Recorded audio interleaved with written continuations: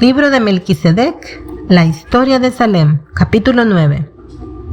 Samael, horrorizado de su culpabilidad, abandona al príncipe dejando junto a él el cetro. Melquisedec recobra el conocimiento, toma sus vestiduras y su cetro, hace un juramento y parte hacia Salem. Samael no se arrepiente. Continúa la semejanza de las experiencias de Melquisedec con las que habría de vivir el Hijo de Dios. Melquisedec es recibido con aclamaciones por su acto redentor, es atendido por su amoroso padre y el cetro es restaurado. Al cesar de golpear al príncipe, el súbdito rebelde fue poseído por un extraño horror al contemplar en la faz de aquel que solamente le había hecho el bien, el sopor de la muerte. Procuraba no recordar el pasado, pero irresistiblemente sentía ser arrastrado a los días de su feliz inocencia en Salem. Revestido de ricas vestiduras, estaba siempre al lado del príncipe, que con dedicación le enseñaba cada día sus canciones que hablaban de la paz. En los indeseados recuerdos por los cuales era arrastrado, revivió sus primeros pasos en el camino del orgullo y del egoísmo. Se acordó de los incesantes consejos y ruegos de aquel que había sido su mejor amigo, para que desistiera de aquel camino que podría conducirlo a la infelicidad. Después de ser arrastrado en recuerdos por todo aquel pasado de felicidad destruida por su culpa, Samael tuvo conciencia de su ingratitud. Horrorizado por lo que había hecho, se inclinó sobre el cuerpo ensangrentado de Melquisedec y se desesperó al verlo sin vida. No soportando el peso de la gran culpabilidad, dejó aquel lugar apresuradamente, deseando ocultarse lejos bajo las tinieblas de la noche fría. Después de un profundo desmayo, el príncipe comenzó a recobrar la conciencia. En delirios que lo transportaban al seno de su amada Salem, él revivía momentos vívidos y soñados. Con alegría contemplaba la faz de su mejor amigo, a quien extendió la mano con una sonrisa, pero su gesto fue frustrado por un profundo dolor. En medio de los aplausos de los súbditos, victoriosos, recibió de su padre el cetro, pero al tocarlo, sintió un dolor irresistible en sus manos. Con estos sueños frustrados por el dolor, Melquisedec despertó a la realidad. Estaba desnudo, herido y solitario, en un lugar peligroso, lejos del abrigo y del cariño de Salem.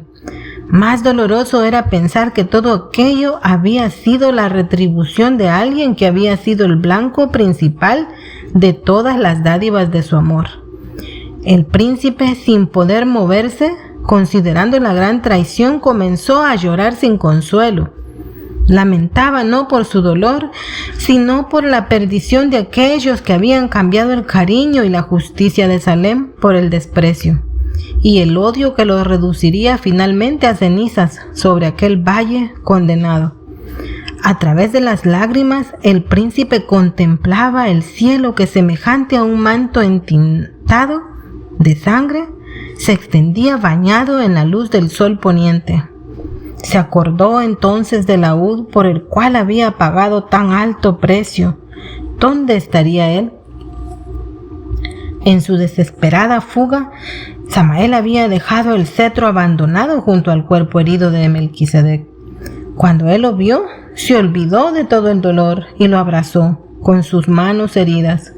Acariciándole la parte convexa arruinada con una sonrisa, le dijo: «Tú eres mío nuevamente, yo te compré con mi sangre». Samael, que dominado por el extraño horror había huido después de cometer el horrible crimen, se detuvo a un paso de la puerta de Sodoma. Allí, impulsado por el orgullo, se arrepintió con indignación de su flaqueza. ¿Por qué había huido después de conquistar tan grande victoria? ¿No era su plan destruir el reino de Salem para establecer su propio reino? Acordándose del cetro, decidió regresar para tomarlo. ¿Por qué lo había dejado abandonado junto al cadáver de aquel odiado príncipe? Juntando sus pocas fuerzas, Melquisedec se dirigió entorpecido al lugar donde había dejado sus vestiduras. Después de vestirse, teniendo junto al pecho el cetro amado, el hijo de Adonías con profunda emoción hizo un juramento antes de dejar aquel lugar de su sufrimiento. Acariciando el cetro le dijo: «Mi amado cetro, fuiste creado como un emblema de la armonía que procede de la justicia y del amor. Toda la gloria de Salem reposaba sobre ti cuando la rebeldía en su ingratitud te esclavizó, arrastrándote hacia este valle hostil. Aquí tú fuiste herido y humillado, llegando a convertirte en un instrumento de impiedad en las manos del tirano. Yo, sin embargo, te redimí con mi sangre. Ahora nuestras heridas serán restauradas y en breve seremos entronizados en medio de las alabanzas de una Salem victoriosa. Cuando este sueño se concretice, atestiguaremos juntos el final de aquellos que se levantaron contra nosotros para herirnos. Samael y sus seguidores serán devorados por el fuego que reducirá cenizas a Sodoma y Gomorra». Concluyendo su solemne juramento, el joven príncipe, ya oculto por las tinieblas de la noche, dejó aquella colina y sobre ella las marcas de su sufrimiento. Desde que el hijo del rey había partido, prometiendo regresar con el cetro, Salem vivió momentos de indecible ansiedad. En llanto, el rey y los súbditos restantes se acordaban de todo aquel feliz pasado deshecho por la ingratitud de los rebeldes. Lo que más les torturaba era la ausencia del príncipe y del cetro, sin los cuales todo el brillo de aquel reino de paz se ofuscaría. Deseando consolar el corazón de sus súbditos, Melquisedec avanzaba en medio de la noche, rumbo a los montes que rodeaban a Salem. Aún debilitado y herido, proseguía en su marcha ascendente, esperando alcanzar su patria por la mañana. Aquella noche, larga y oscura, finalmente fue vencida por los rayos del amanecer. En Salem, la esperanza de volver a ver a Melquisedec con su cetro estaba casi abandonada, cuando al mirar hacia el monte de los olivos, le vieron descendiendo por el camino de Getsemaní. Cuando lo encontraron en el profundo valle de Cedrón, quedaron asustados con su aspecto. Su cara estaba pálida y su manto empapado en sangre. Precisamente aún así, él sonreía expresando gran alegría. Al preguntarle ellos sobre el porqué de aquellas marcas de sangre, Melquisedec sacó de debajo de su manto sus manos heridas, mostrándoles en medio de ellas el cetro redimido. Después de contarles los pasos que lo llevaron al rescate del cetro, los súbditos enmudecidos se postraron reverentes a sus pies, aclamándolo como su redentor y rey.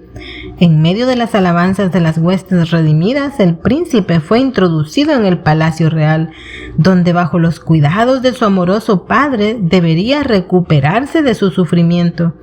El cetro desfigurado, ahora más preciado, sería también restaurado, debiendo convertirse aún más bello que antes. El día de la coronación fue fijado para el próximo Yom Kippur. En aquel día, Melquisedec sellaría con el cetro restaurado el triunfo de todos los fieles, así como la condenación de los rebeldes. La historia de Salem, capítulo 10. Samael, no encontrando el cuerpo del príncipe ni el cetro, parte hacia Gomorra y es recibido como rey por sus hombres. Samael y sus seguidores aumentan en la iniquidad y orgullo. Por medio del terror, confabula a los reyes de la planicie e incita a la guerra en contra de otros reyes. Samael y sus hombres son vencidos y se esconden en cuevas.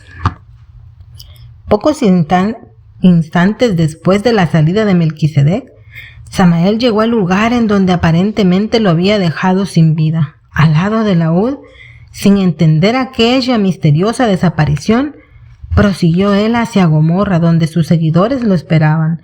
Al verlos, proclamó su victoria sobre el odiado príncipe y sobre el cetro a quienes había masacrado en Sodoma, no restando a los seguidores del pergamino ninguna esperanza.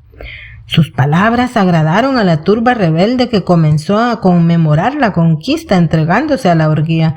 Se burlaban ahora de la justicia y del amor, exaltando a Samael como rey victorioso. Ahora obtendrían armas con el propósito de avanzar sobre Salem.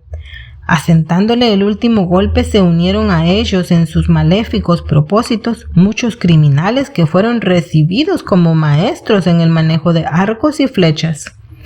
En su locura, Samael ordenó la expulsión de todo calendario, pues en su reino de libertad no estarían sujetos a ningún cómputo de tiempo.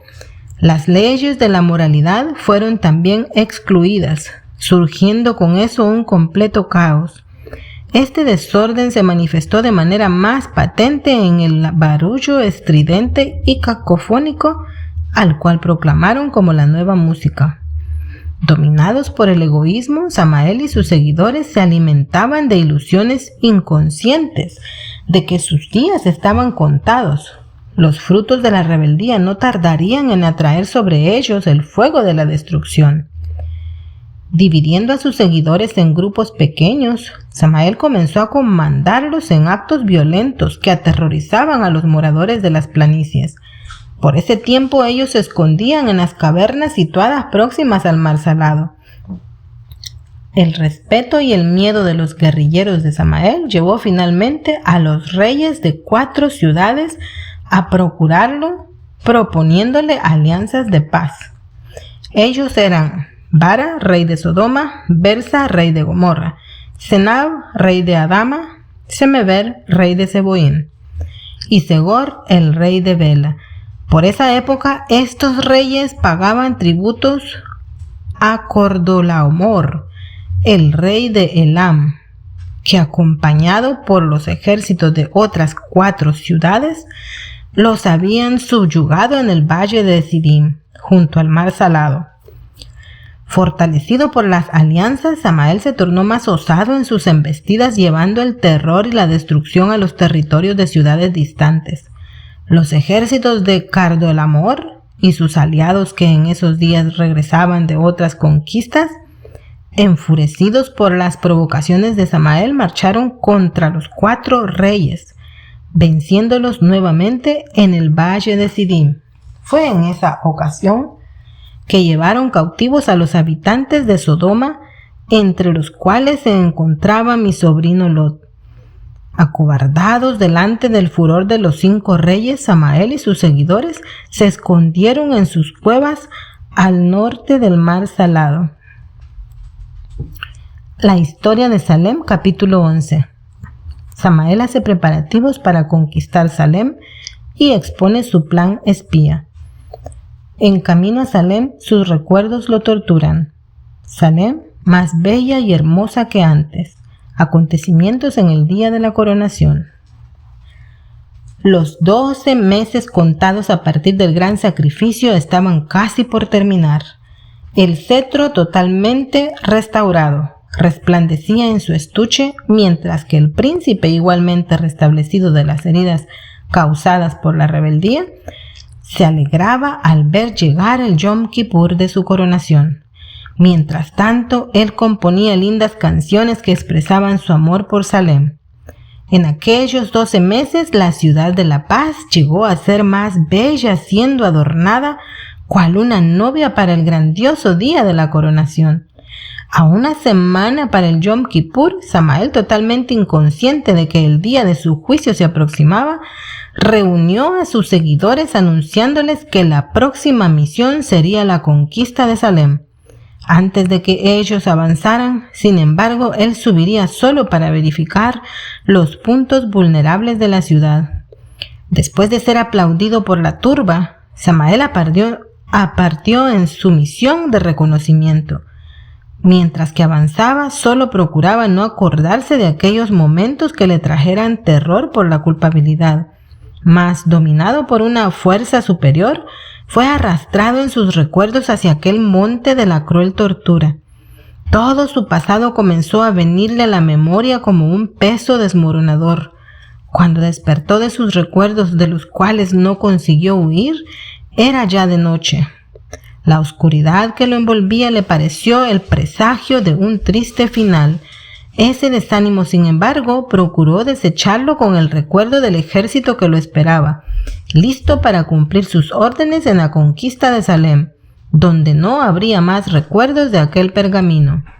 El amanecer lo alcanzó estando próximo a Salem. Al ver el monte de los olivos, le vino el recuerdo de la última vez que lo traspasó, dejando tras de sí la ciudad vencida.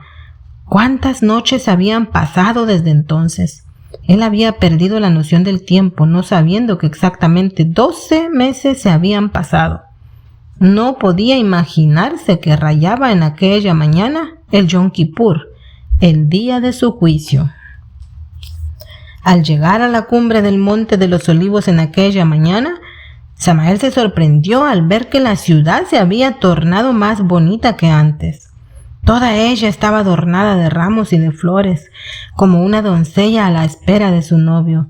Y sin embargo Salem estaba abandonada, no teniendo ninguna señal de vida en todas sus mansiones.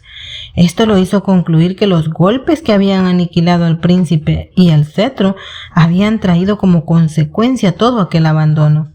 Él no sabía, sin embargo, que en aquel momento todos los remanentes de aquel reino se encontraban ocultos en el gran salón del palacio esperando el momento más glorioso de la coronación de Melquisedec. Imaginándose exaltado sobre el trono, abandonado, teniendo a sus pies a los ejércitos victoriosos, el rebelde penetró en la ciudad dirigiéndose apresuradamente al palacio.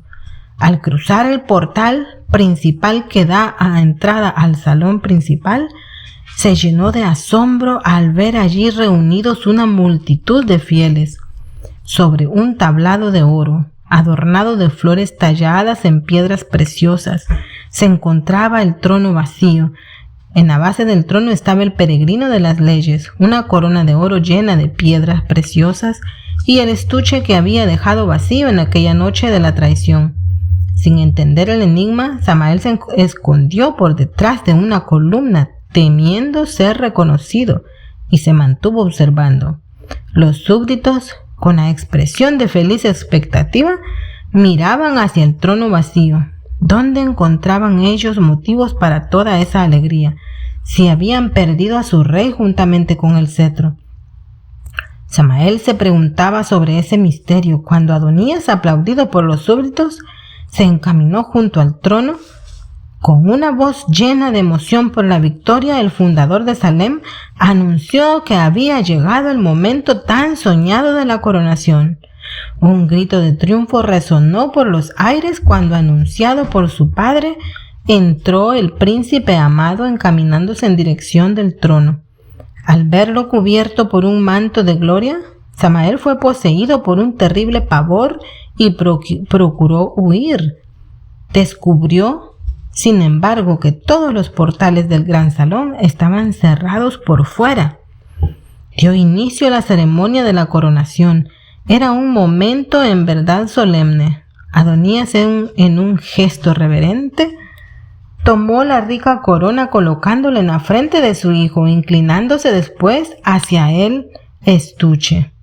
Lo abrió cuidadosamente, sacando de él el laúd restaurado, cuya belleza y brillo eran muy superiores a su primera condición al salir de las manos de Adonías, su laudero. Sentándose en el trono en medio de las aclamaciones de los súbditos, Melquisedec comenzó a tocar el cetro, sacando de él acordes de mucha armonía y paz. Todos se aquietaron para oír sus nuevas composiciones, que expresaban su profundo amor por el cetro y por todo aquel reino de paz. Gran emoción invadía el corazón de todos en ese momento, llevándolos a las lágrimas. Samael, sin fuerzas para reaccionar, se sentía torturado por aquellos acordes que lo torturaban, haciendo revivir en su mente sus oportunidades perdidas, en una tortura terrible para su conciencia. Melquisedec había compuesto para ese momento especial canciones que retrataban los momentos más destacados de la historia de Salem.